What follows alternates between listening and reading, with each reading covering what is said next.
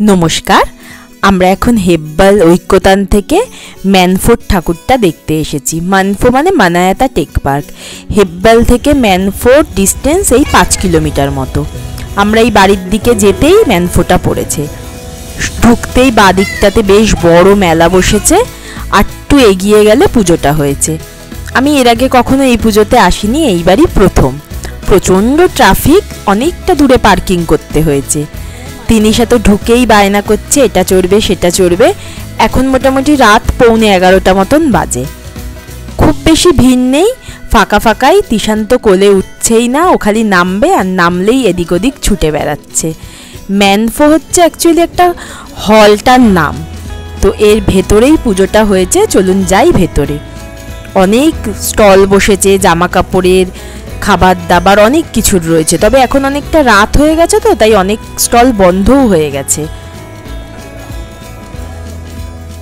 ভেতরটাতে ঢুকেছি, বিশাল বড় হলটা, ডান দিকে স্টেজ করা প্রোগ্রামের। এখন যদিও কোনো প্রোগ্রাম হচ্ছে না, অনেকটা দূরে ঠাকুর রয়েছে।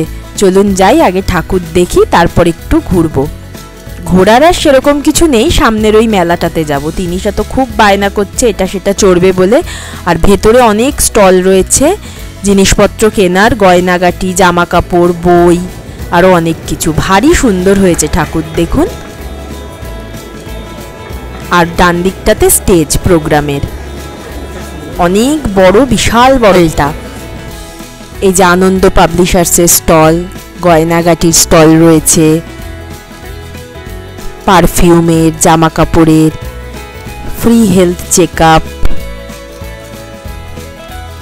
চারিদিকে জামা কাপড়। তবে অনেক স্টল এখন বন্ধ করে দিচ্ছে।